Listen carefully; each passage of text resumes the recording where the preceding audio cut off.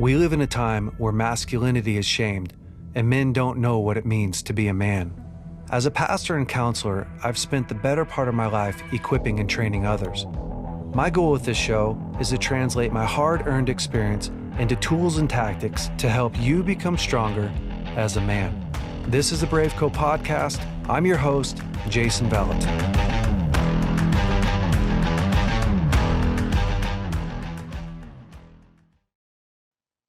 Hey everyone, this week's podcast, I am doing something special. I'm with my daughter-in-law, Alley, and I'm on the Date Well podcast. And so we're going to talk all about dating. We're going to take some questions from our Date Well audience, and I really think that you guys are going to love it. So I hope that you enjoy this week's episode. Jay, how about, it seems that some people know a little bit about you, but maybe give like a little 1 minute recap of who you are, what you do, why you're the relationship guru. We'll go from there. Oh, man. Well, one, I'm your dad. Yes. I mean, really, I'm your father-in-law, but I just like to say I'm your dad. And trying to call you my dad is it's very so hard for you. It's really difficult. Yeah. Well, no, I mean, I've spent so much time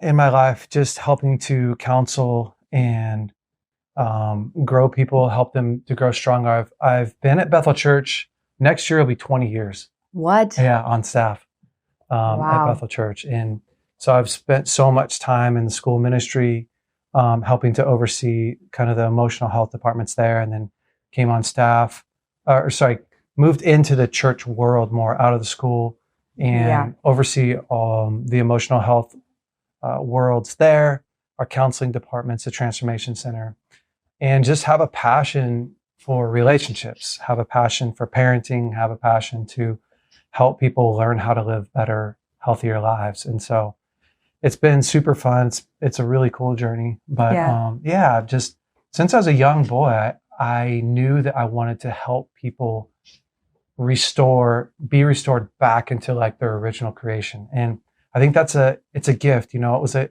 gift that God gave to me to know at such a young age that this is what I've been called to do. Yeah. And so I've been intentionally helping people since I was 13. And so just lots and lots of years. I don't even think I knew that. Since hearing stories. Yeah, 13. What did that look like? Just like sitting down with friends and telling them so what to do? It kind of happened when there's two events in my life that really transformed me. They were like these marking events. And the first one was hearing my dad tell the story of David and his mighty men, which David and his mighty men, the mighty men were the outcasts, the broken, the guys that nobody wanted. And David restored those men and they became like these incredible warriors. And when my dad was telling me that story, I remember my heart was just like on fire. And I realized like, that's what I want to do for my life. I want to see people be restored.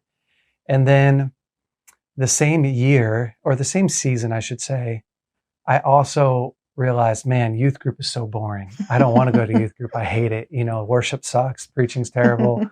The kids are mean. We have homeless people that come in and talk to themselves. And so I remember telling my dad, like, I don't want to go to youth group anymore. And he said, well, let's talk about that. So we were sitting on his bed and I said, I don't want to go to youth group. You know, it's boring. People are mean. There's a homeless guy named Bob that comes in and he talks to himself. And he said, well, it sounds like you're going for yourself. And I thought he was saying, you should only go for yourself, you know? And I said, oh, I think I am going for myself. And he said, son, that's the lowest level of living for a believer. And I just was so crushed, you know, because I felt so selfish in the moment. Yeah. And he said, son, you have what people need. Like you were designed to help people and to bring the best out of them, walk them through hard times. That's what God's put you on this earth for. And I believed him. And so he said, I want you to go to youth group and go to church, find people that need help and help them. Find people that are hurting and help them. Wow. And that literally became my mission. Like I just took that on as if that was my calling in life. And so I would just go to youth group and I'd be on a mission to find someone that was hurting, find someone that needed to talk to, find someone that needed help. And that's where I started to learn emotional health. That's where I had a purpose for, you know, learning the tools and helping people. And so that's really where it all started. Where it all started. Mm-hmm. Now you've been counseling and doing all sorts. And now you're really raising up men. Don't we like to hear that, ladies? Yeah. We're trying, some men in this generation to be really godly men. Right? Yeah, it's true. So we started BraveCo, which is basically a men's discipleship movement.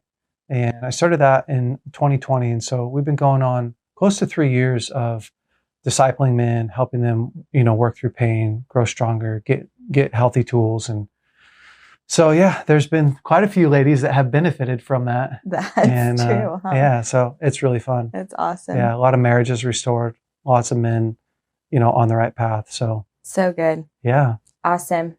Well, today I am excited to chat with you a little bit about what that actually even looks like to be in relationship with a healthy man. Like, what should that feel like for us as women, and how should we experience that in relationship? What does a healthy man actually look like, right? Like, dating in today's society is so confusing. Like, our roles are not clear, right? Like, who and how are we supposed to even go about initiating dating or stepping into a dating relationship? And so I guess even one of my first questions for you would be, what are some key signs or some key things we should look for in a man that we should experience as women in a dating relationship? Yeah. That would be kind of like signs of health and wholeness. Yeah. And it's a great question. Mm-hmm. And I'm going to answer it, but I think too, like, we sometimes have these unrealistic expectations that, like, if I'm with a healthy man, I'll feel perfectly secure. I'll, like, everything will just feel smooth. And like, there's no relationship that's just like that. So I want to give a caveat first, because, like, you're dealing with your own fears, and relationships it's a navigation process. And so it's not perfectly smooth, but I think when we talk about healthy people, we talk about people that, are taking ownership of their life. And so they do what they say they're going to do, which is, I think, an important thing, right? Like, I have to be able to be clear about my intentions, and clear about where I'm headed, and clear about the areas of my life that I need to work on. And and I think that really does come down to ownership, because you don't have to have it all figured out. You have to know that there's areas in your life that you need to figure out. Yeah. And be honest about that, right? And so I think when Lauren and I were starting to date, I didn't know that, of course, that she would be the one. I just knew I wanted to get to know her. And so I also knew that there were areas in my life that still weren't perfect. I was blending, I was co-parenting. And so, my ex-wife was, of course, not in the house with us. So it's like, I had these big areas of my life. I had some financial debt that was like, oof, it was tough, and my kids weren't perfect, like, they were dealing with some stuff that was hard. Yeah. But those weren't areas that I needed to hide. Those weren't areas that, I think that were, that I was a passive about. Those are areas that I was like, I got to figure these things out and really work on them, take ownership. And so I do think that that's a starting point when you're in a healthy relationship, for guys or girls, honestly, because all of us, our lives are really complicated, and they're not simple. But if you're in a relationship where somebody's being honest with themselves and taking ownership, that's a good start. I think being able to clearly communicate, or fairly clearly communicate where you're at and where you're headed, is really helpful in a relationship, especially at our age, right? Like, it's a little bit different with somebody who's 19 or 20, 21 years old, because you can kind of be like, I'm in college and I'm just figuring out what I want to do. Totally. Or, I don't know if I want to go to college yet. I'm just kind of exploring life. But I think when you get to like that 25 and on stage, it's not that you have to know what your purpose is in life fully, but it is really helpful the more you're able to articulate your value system and where you think that you're headed and, what the next couple years of your life look like. And because that just brings a level of stability and certainty to the relationship, which helps relationships so much. So I think men being able to be in a place where I'm ready to take on a little bit more responsibility if I'm going to be dating, right? Yeah. And I have some clarity in my life on the direction that I'm headed. And I have some clarity on the men that I'm running with in my life. Those are all like helpful things to look for in when you're first starting to date and when you're with somebody. I would say red flags are you get into a relationship and they're talking about their past relationship. I'm talking bad about the person, they have a bunch of excuses for why they're not further along. They have the blame game. Yeah, the blaming. I would say they don't have good communication skills, and especially in the sense that they have a hard time asking questions about you and listening and paying attention, and they're late. I mean, just things like that. It's like those to me start to be red flags in a relationship where you're like, man, I don't actually feel heard. We don't have a lot of fun. His or mess, valued, like you're not even showing up on time. Like, yeah. How important is this? His relationships don't feel very strong. So yeah, kind of the opposite. I would say it sounds like the opposite, because what would be green flags or what would be clear signs of like, oh yeah, move forward in this would be ownership. And so if you're not owning anything in your life, even the areas, I think often too, right? You think that like, I got to have all my ducks in a row. Like I got to have all my stuff together before I can even step into a relationship, and vice versa. You might feel that way for yourself, but you might look at the guy and be like, well, if I'm going to have all my ducks in a row, he better have all of his ducks in a row. But the reality is like, you're never going to find that person. No, they don't exist. Yeah. But if somebody has healthy relationships, if they, for the most part, live according to a schedule, they have direction in their life, they're being responsible, those are the things that you're really looking for. The rest is kind of like stuff that you desire but don't have to have. And that's kind of the danger of having a big checklist. Yeah. Is you have all these expectations. That our expectations change as we meet people. There are things that grew on me about Lauren, and then there's things that, I worked through. I decided like, it's not that important. And so, I think as far as what it feels like, it doesn't feel like what you think it would. What do you mean? Like all roses and unicorns and rainbows? Yeah. I think it feels like, I think when you're with somebody that when you're in a new relationship, I think you're always working towards like, do I feel safe enough, close enough? Is it worth it enough to take the next step? And often like that's as far as and that's as far as you need to see, because there's so many more dynamics in a new relationship that really cloud who is this person and what would we really be like and where are we headed, that you have to kind of let go of your control and let go of your certainty about your future and them, let go of the things that you don't know about them, and just make the milestones, just climb that next ladder and just get to that next point before you try to answer all the questions. Right. I hear you say often when you're talking about this intimacy ladder of taking the next step in your relationship, is often we're trying to know the answer to the final step. Like, is this the person I'm destined to be with?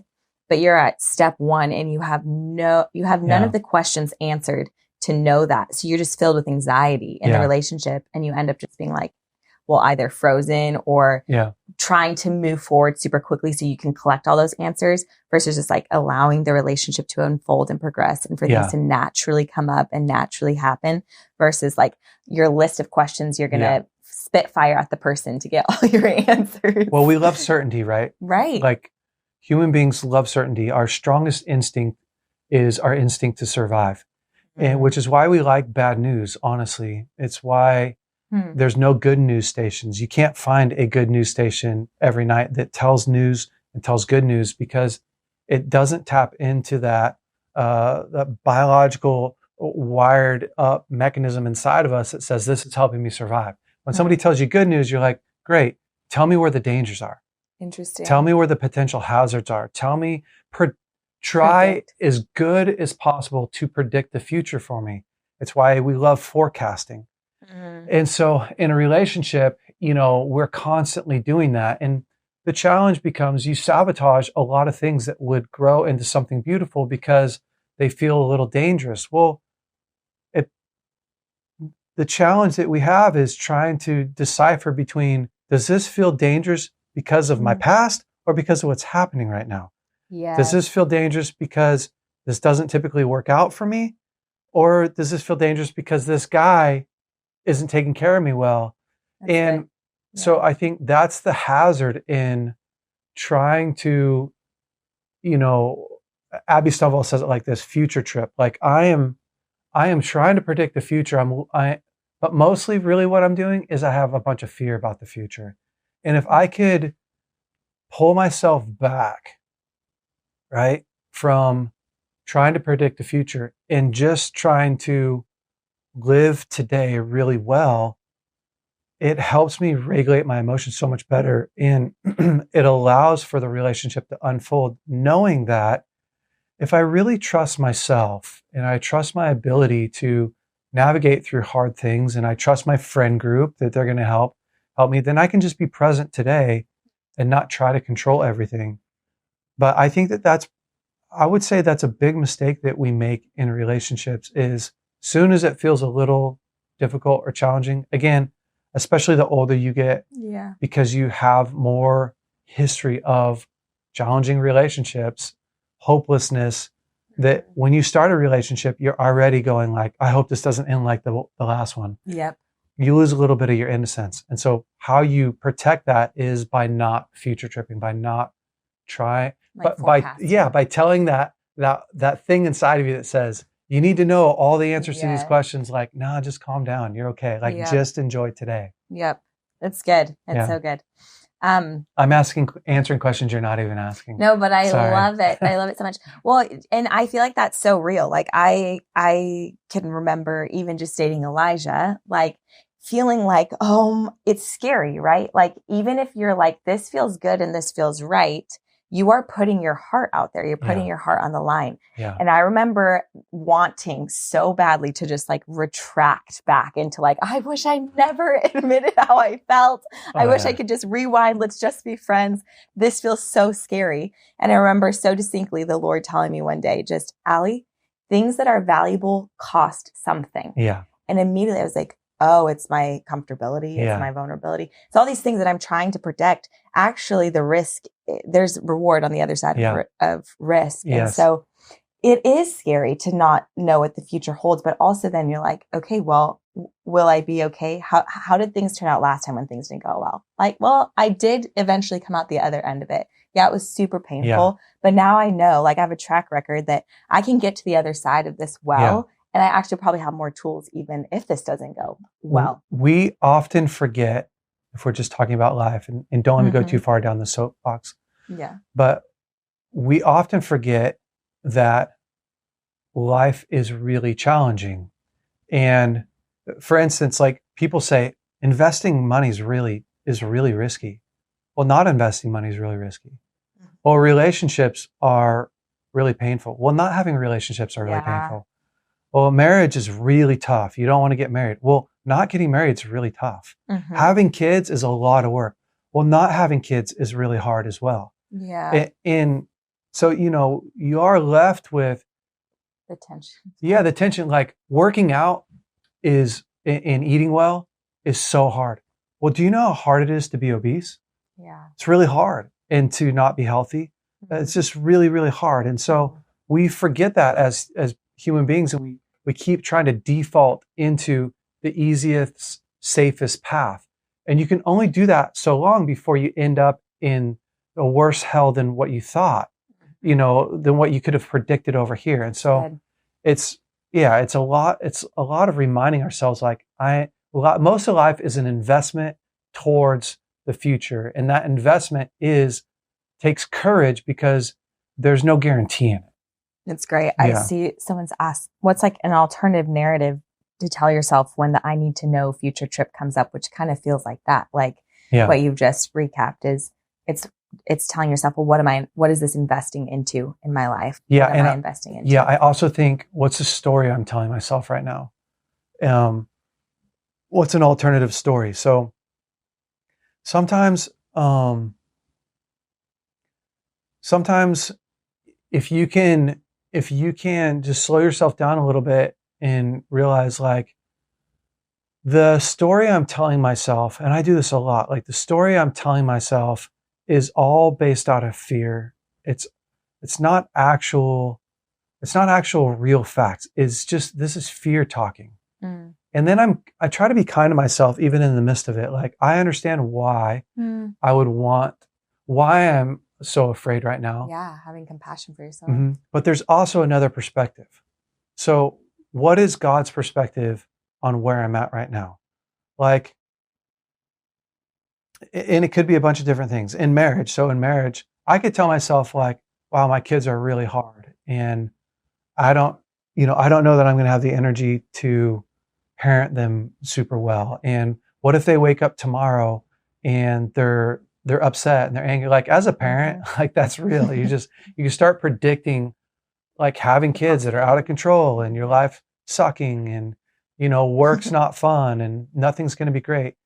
But the opposite is like, well, what if all that's not true? Mm. And what if my life works out really well? And what if this investment really does pay off? And what if, like James chapter 4 has a recipe for us, and it's a recipe for perfect peace. And it's whatever's holy, whatever's lovely, whatever's pure, whatever's praiseworthy. It doesn't even say like, it has to be like the Christian things. It's just like, meditate on these things, like focus. You have two paths. We always have two paths to go down. Every one of us on this call today could talk about the two different paths that we can go down, because my mother-in-law is dying right now and I'm at home watching the kids. My wife's not here and I'm tired and I had to cancel a whole bunch of fun things that I wanted to go do, hunting trips and vacations, and my life's really hard and it sucks. Right. Like that's a narrative, that's a road. Or I can start to go down the path of, I got to walk my mother-in-law to heaven. And raising kids really pays off. And I'm really bonding with my wife right now because we're both investing into our future and working through hard things. Like both are true. Yeah. I'm just going to focus on this one and feed it and it's going to grow. Yeah. So we have to do the same thing when we're starting relationships. Like I'm doing a really hard thing. I'm so proud of myself. Yep. Yeah. I'm facing my fears. I'm strong enough to handle it. Yeah. I don't know if this is going to work out. I don't actually need a guarantee. Yeah. That's not what makes life exciting. Guarantees don't make life exciting. This is really going to pay off no matter how this goes. Reframing what's going on inside of you is really important. It's so good. So good. I feel like you've kind of maybe answered this, but I see, Lindsay, you've asked, how do we balance knowing the next couple of years, but also not future tripping? So maybe like, how do you you're on this path? Yeah. So planning's different. Planning with purpose and intention. I want to be a man of intentionality. And so the Bible says a man makes plans, but God directs his steps. And so we look and we go like, well, it's a noble thing to do, to begin to map out, right? To begin to plan out your life as much as possible from a place of vision, from a place of strategy, from a place of purpose. And then God comes alongside of us and says like, yep, we're going to do this one and we're not going to do that one. And we're going to move over here and we're going to have this big wrench thrown in and you're going to navigate through this. Future tripping is I'm in a state of dysregulation. So I'm in fear, trying to play defense in my life. I don't want this bad thing to happen. I don't want this bad thing to happen. And so what am I going to do to keep my life from crashing, from falling, from failing. Yeah. And I'm constantly playing defense. Yeah. I'm just going to go a little bit further down this rabbit trail because I think it will help everyone. We know that bad things are going to happen to us. We know. Everyone in this room today, your tires are wearing out on your car. Your car's running out of gas. Your body is aging. We know that. We know these things, that your parts are wearing out in your car. Your roof is not going to last forever on your house. Your paint is not going to last forever. Your kids are going to go through things that are challenging and hard. Every one of us. Like if we're in reality, we know that those things are true. Yep. Okay. So what do? Well, you build bandwidth in your life, don't you?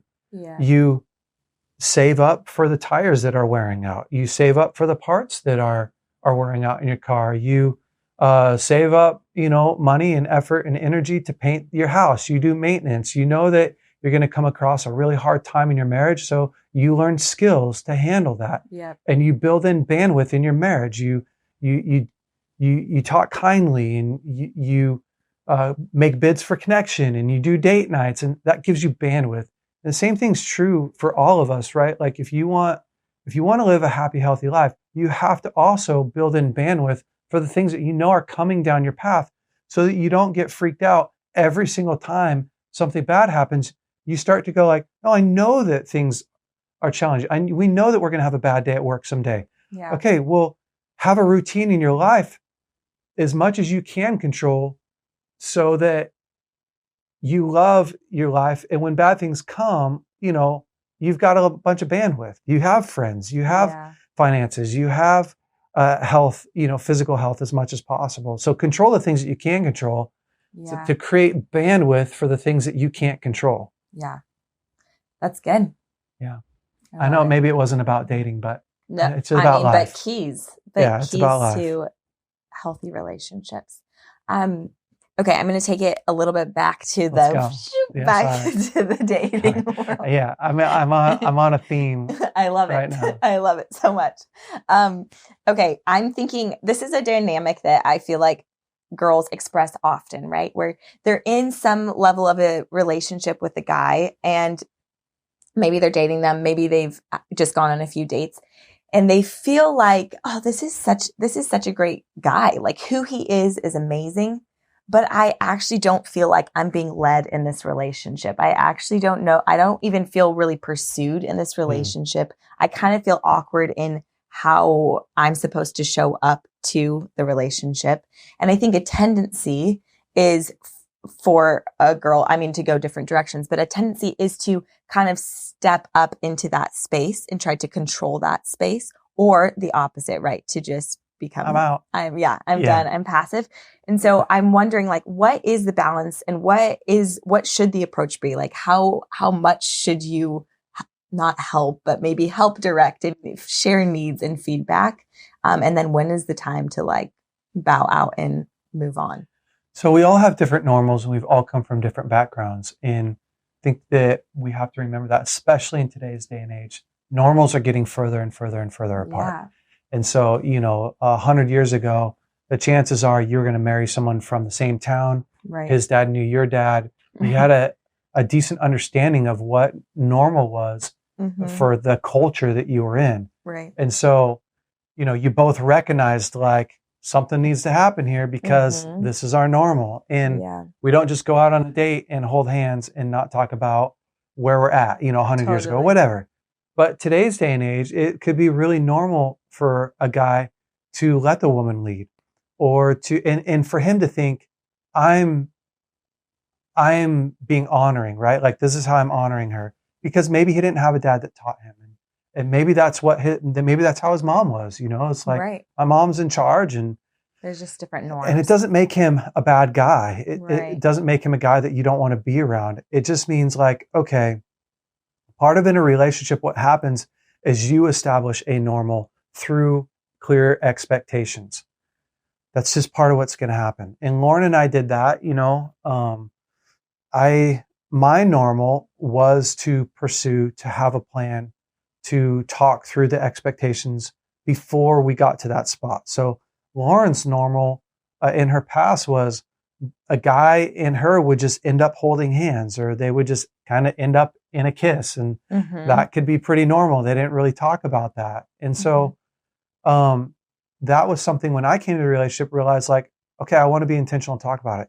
But there also came a point in our relationship where I didn't feel like Lauren was reciprocating, where she was pursuing, where she was giving back. And so instead of bow out or run, I just simply talked about it. Like, hey, I'm curious what your normal is, what you're used to, and what you expect in a relationship. Yeah. And this is what I expect. This is what my normal is, but I know that your normal is probably different. And so I think the first conversation is just talking through that. But you have to give it enough time, I think. I do think a mistake that sometimes we make is it's easy to overwhelm somebody with your expectations. And that's a way to sabotage a relationship as well. It's like, well, if you can't handle me, then I want to know right now. Yeah. And it's like, well, it may not be worth handling you. Right. Like maybe, you know, like I handle a lot from my wife because I know that it's worth it. Yes. We've spent enough time together that I know, like, dealing with your hard emotions, dealing with this thing, it's worth it. Right. But she didn't dump all that on me in the beginning. No. Yeah. So, you know, we had fun and we hung out and we went on some dates. We tolerated each other's uncomfortability a little bit. And then we started to have, you know, those conversations that are a little bit more towards defining the relationship and talking about our normals. And because what you want to see in the person that you're with is you want to know that they can make adjustments. Because it's not real that it's not real that people don't change. Someone once said, a man marries a woman. Oh yeah, I've heard this. Thinking she'll never change, and she does. A woman marries a man thinking that he'll change, and he never does. That's funny. Yeah. I've also heard that one of my hunting friends says that. That's funny. I've also heard that, like, you've been married to one person, but you've really been married 7 times, or to 7 different people. And that's the truer thing, right? What I said was just being funny. Yeah. But we all change. We all transform. You know, I'm not the same guy. And life demands that. Life demands that because you go through so many different things that we change. So I think all that to say, you have to ask yourself, have I given this relationship enough time to have the conversation around what my expectations are? Right. And have I built enough connection to have this conversation about certain expectations, especially around him pursuing? And then how can I have this conversation in a way that feels understanding and empowering? So if you just come in and say like, hey, I don't really feel like you're doing a good job pursuing my heart, and I can't keep pursuing you forever. Right. I don't think that women would try to send that message, but if you're in a fear-based mode, then you're going, I don't know if he's ever going to step up. I don't want to be his mom forever. I don't want to be the one leading this relationship. If he really cared for me, like, he would be the one pursuing. It's all fear-based. But if you move out of that mode and you move more into the curious mode, then you can start to go like, hey, explain, like, let's talk about what our normals are. Let's talk about, you know, what your expectations are of me in a relationship. And if you allow him to talk first, then it's like, I'd also love to share a little bit about maybe some of my expectations and what feels good in a relationship, what feels healthy. Yeah. And because you're going to continue to define that. So that's a long, I can shorten these answers. Well, I'm seeing lots of questions come in around this. Okay, so great. Kelly, if you want to unmute yourself and ask your question, you're welcome to. And then I see some in the chat box as well. We'll get to. So my question, let me just lower my hand. My question is on a different topic, but in dating. So when you have something disruptive happen in your life. So recently I've had something disruptive happen in my life, unexpected, that is going to require all my attention. And it coincided with me just meeting somebody. And he had said to me, it seems like you need to kind of put your focus somewhere else. So my question isn't more about this person, but more just an overarching question of like, do you think it's okay, Jay, your opinion, to date through if you're dealing with major challenges in your life? Like, to me, it's life. So you don't get to compartmentalize it. But are there times where you say, I have to tend to these other things. I can't really date. And how do you make that decision? Yeah. That's a great question. So I think that duration is a big factor into the answer to this, and then severity, like how severe and for how long. Like again, if your dad just got diagnosed with cancer and he's dying in the next month, it's like, well, it's going to be really hard for you to focus on a relationship while your dad's going through something really intense. And if you know that it's going to last a month, then it's like, is it okay if we just put this on pause, and revisit it in 2 months? And because I think you're a cool guy and I think that we could have fun, and, are you good with that? And probably most guys that if they're interested in you are going to say, yeah, hit me back. I can understand that. But, if your dad got diagnosed with cancer and his diagnosis is 2 years, then it's like, well, that's just life. We all have things in our life that are really hard and challenging. And that's going to help the person that you're with really see how you handle hard, challenging things. Mm-hmm. And so what you're going to have to do is just do a good job at where you prioritize your time, because we're all doing that, right? We're all going like, I've got big, hard, challenging things, and yet my kids still need to play and they still need to connect. And my wife still needs fun time, and I still need fun time. And so it's like, I have a portion of my time in my life that I can do hard, challenging, but then I have to go over into the rest of my life and do maintenance work. I got to mow my lawn, and I got to, right. And so, I think if you're in such a severe spot that it's really requiring the majority of your bandwidth, then yeah, don't set yourself up for failure, especially if it's not going to last very long. But if you're in one of those places that it's like, oh man, this is going to be a while, then you have to set priority to your life so that you have time to date, you have time to mow your lawn, you have time to, like you can live a normal life. And this thing in here is not what you want to be doing, but you've created some space and some time for that. Does that make sense? It's so good. Thank you so much. Yeah, you're welcome. That's great.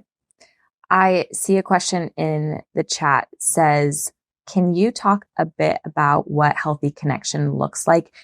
Before that question, you were talking a little bit about how at different stages of the relationship, maybe you wouldn't bring up certain things, right? And so what would it look like to have healthy connection in your dating relationship so that you could bring up more challenging points? Yeah.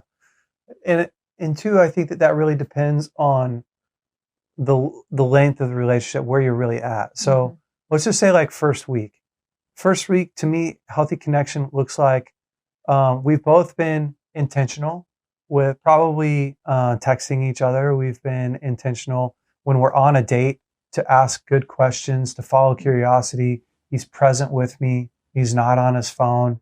Yeah. And then maybe he's clear, maybe he's clear with his communication. Like, hey, let's hang out next week, or, hey, I really enjoyed this, I'll call you, that type of thing. Like if you're in the first week, that's what I would expect.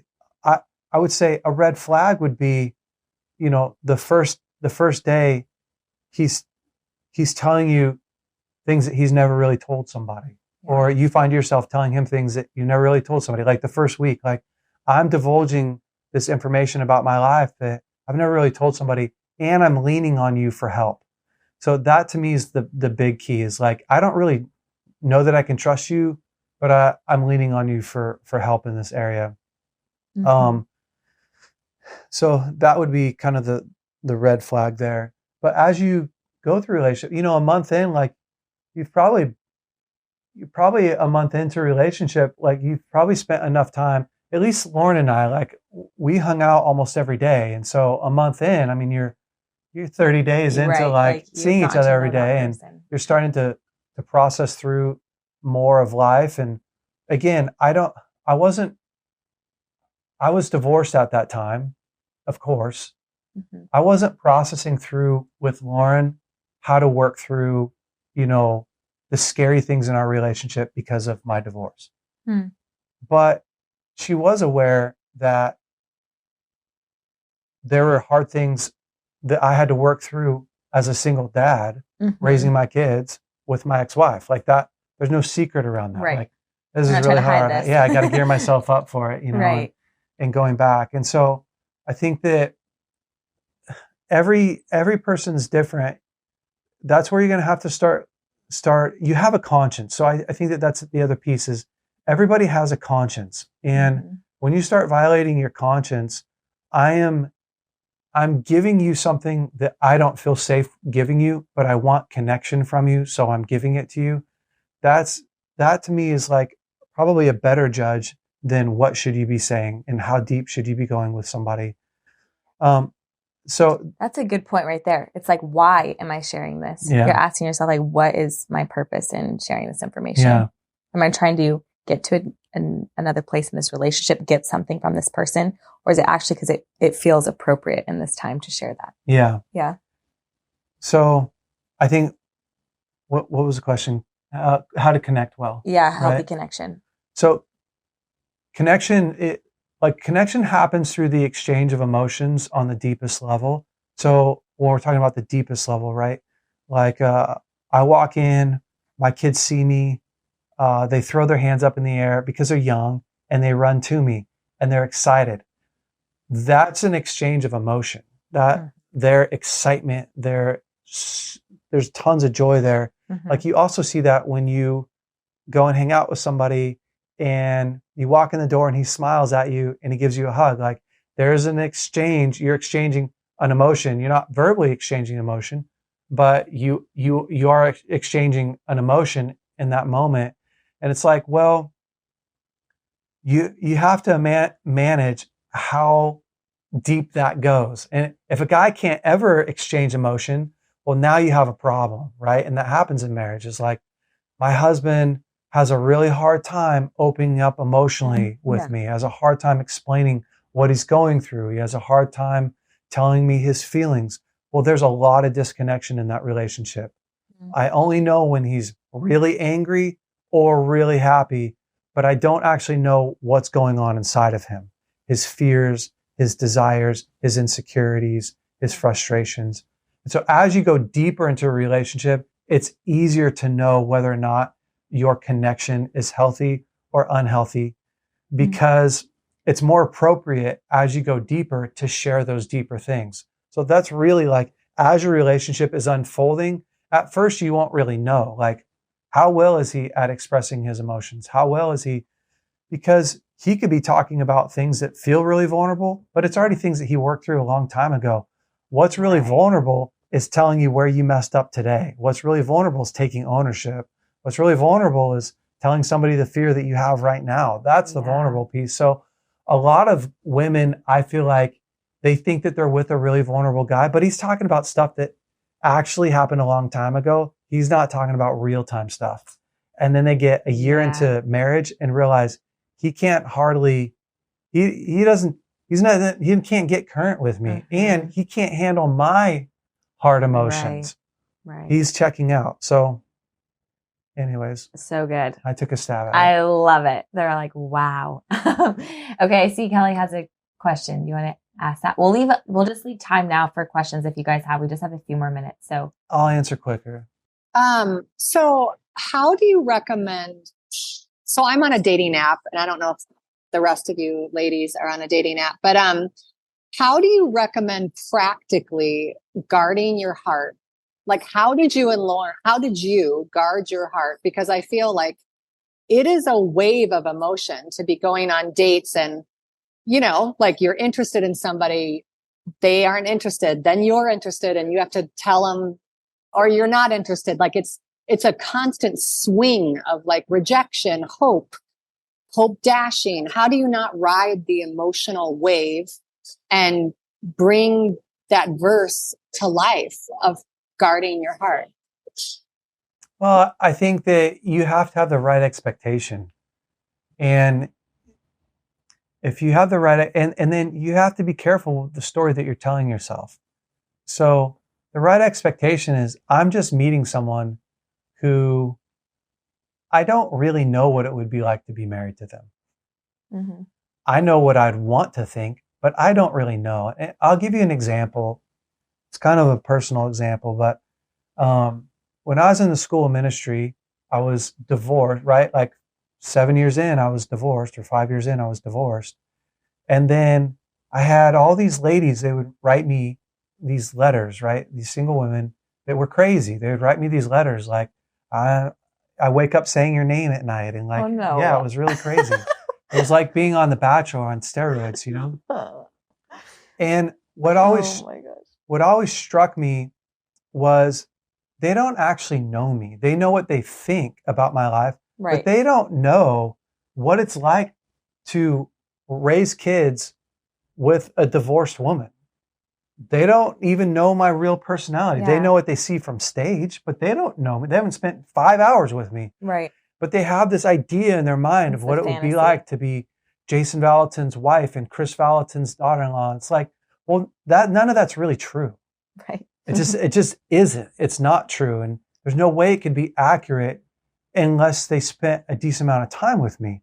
And so I think when we're with somebody, when we're first with somebody, it's like, well, a guy could be really good looking and, you know, he could be on time and he can ask great questions. But those are just that's just the starting point of a good relationship. So I think you have to continually bring yourself back down to like, today was a good start. I hope it keeps going this direction, so that you don't go like, ooh, I bet he's got 6-pack abs and he makes really good money and I could see this working. It's like, well, you don't know yet. You don't have enough information, but you're telling yourself that you do. The guarding your heart is guard how far you allow yourself to look and hope and see. And then I think the other piece That's good. that I was thinking about, is you also have to tell yourself that if somebody doesn't choose you, it's way less to do with you and so much more to do with them. I mean, it's very hard when you get into the game of something's wrong with me. That's good. It's easy to do, so easy to do. But when you start going down that path, what we're trying to do is we're trying to solve, you believe that if you can find the thing that's wrong with you and fix it, then you'll solve your problem. But the truth is you can't control people. You can't control them into marrying you. You can't become something that somebody, you know, magically wants. Like, you have to live a life that you're happy with, that you're proud of, that you feel confident in, and somebody either will or won't pick that. You know, marriage is not a bundle of joy, happiness, fulfillment. And we have this idea about marriage that if I can just get married, it would be so incredible. It really would. And man, if I could just knock people off of that to go like, no, if you married someone who wanted to be married to you and wanted to put the same amount or more effort, energy into that, then you would have a marriage that would really work. That's good. That's a lot. That's a lot to ask. That's a big ask. So right now, the best thing is you found a relationship and the guy didn't want to be with you. That's not a guy that you want to be with. You just want to be with a guy who wants to be with you. That's the only way it's going to work. Now go work on your life and build something that you're proud of and happy with. So good. So good. I love it. Any other questions, you guys? Otherwise, I see one in the chat, and this might be our last one. Oh, wait. Okay. How do you foster a genuine desire for marriage? That's a good question. How do you foster a genuine desire? Well, on one hand, I would say, I don't know that you have to. And I think I would first start with making sure that I didn't have the wrong perspective on marriage. Because if you grew up in a home where your parents argued and fought, and it's like, well, then your idea of marriage is that. And that is one reality for people, but that isn't what marriage is. That's not necessarily what God designed for marriage. And so I think it's asking the question, like, God, what did you design marriage to look like? And why did you go through so much effort and energy to create two different people? That what's the beautiful side of marriage?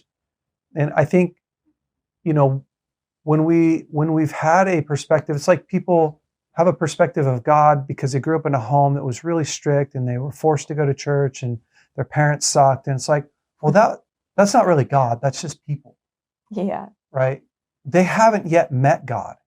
I wonder what it would be like for them to really meet God, because God's standard is my kindness leads you to repentance. Yeah. So you'll know when you meet me because it will feel really kind. It will feel really loving. And I think someone who just doesn't have a desire for marriage, that's fine if you just simply don't have the desire. Like, not everyone's the same, and that's okay. If you don't have the desire for marriage because you're afraid, then you just need to work through that. You need to go back and heal that place, because you may actually really have a desire. That's why it may be so painful and so scary.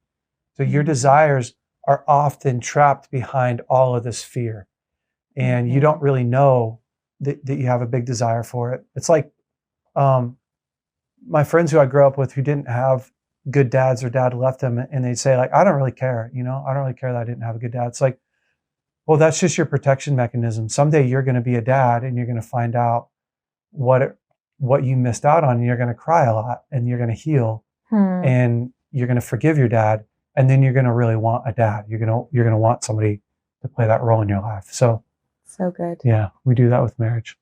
It's good. I love it. Okay, ladies, any one last questions? Otherwise, we're going to wrap this puppy up.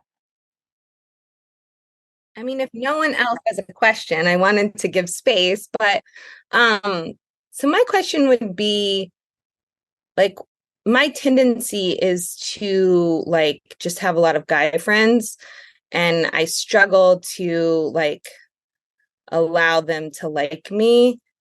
And I'm 46. I've never been married, and I'm working through it. I've been working through it for a long time.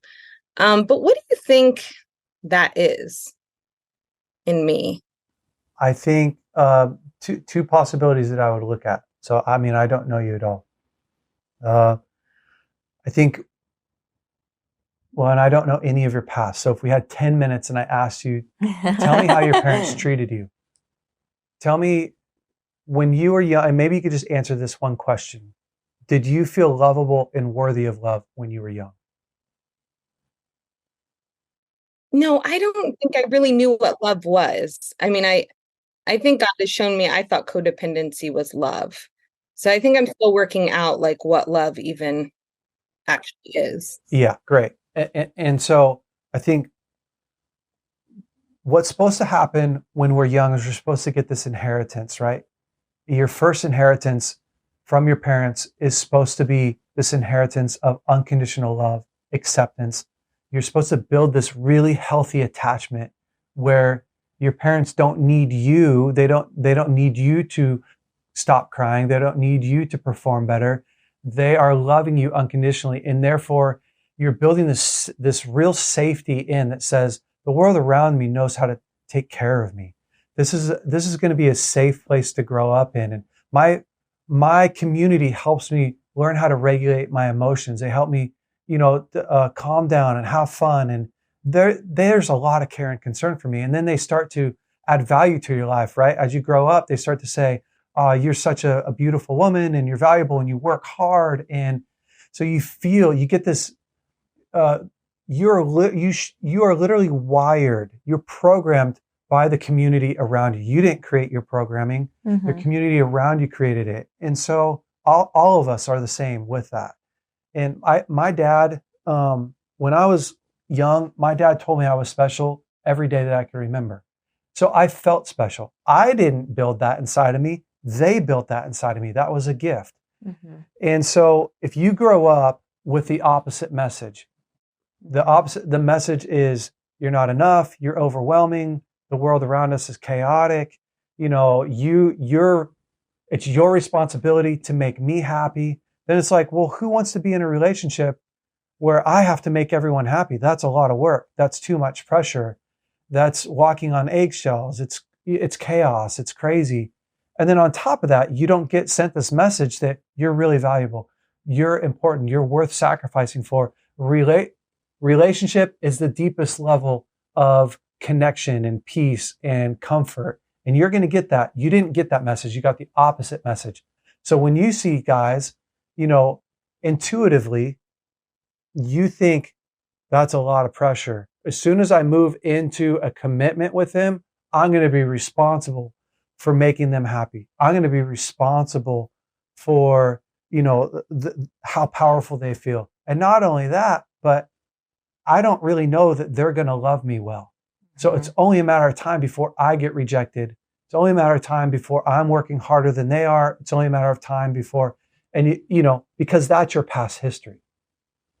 So we have to do the work to go and heal those places, right? We have to do the work to go and forgive your parents and learn about what the power of setting boundaries in a relationship and how to set healthy boundaries, right? Because then it says, I'm valuable. I'm valuable enough to have needs. I'm valuable enough to set boundaries. I'm valuable enough to go, nah, you can be angry at me if you want to. And I don't have to carry that guilt and burden. But I'm also learning healthy communication. I'm learning healthy boundaries. I'm learning how to take care of myself well. And so I don't just keep every guy in the friend zone. I reserve space to allow a guy to like me. I reserve space to allow someone to pursue me because I have these good communication skills now. I have these good boundaries, and I'm going to mess it up, but I'm also going to clean up my mess. You know, that's the journey that you're on. And it's a good journey to be on. You know, shame would say, oh, you're behind. Shame would say, you know, you're not going to find somebody, you're waiting too long. But I don't think that that's true. I think that the truth is that all of us, there is no one pathway to life that equals a beautiful destination of peace and love and joy. We're all on this ever-ending, never-ending journey of healing different things in our life, growing, refocusing, rephrasing things. And so this is just where you're at on your journey, and it's awesome. It's really great. Just do the work, you know, invest in yourself. Invest in some good counseling, invest in some tools, but also you have to put those tools to work at some point to really test it, to really know. And that's a relationship, you know, that's deeper relationship. And I think that that's part of loving yourself. So great question. Amazing. Thanks for joining us. You're welcome. So fun. Ladies, so happy to see you all again. We'll be back next month for a live call. We'll see you guys next time. Guys, thanks so much for listening to this week's episode. If you enjoyed it and you want to learn more, you can go to letsdatewell.com. If you want to grow in dating and get better at it, whether you're a man or a woman, so they have programs for men and for women. I love what Moral Revolution is doing, and the Datewell program is awesome. So you can actually go to letsdatewell.com. Use the promo code BraveCo, that's my personal one, and you'll get a discount on it. We will see you next week. Hey guys, thanks so much for listening to the BraveCo podcast. If you like this podcast, would you please rate it, review it, leave us a great comment, and if you like this episode in particular, share it with your friends and family. That helps us to spread the word. Guys, stay brave. We'll see you next week.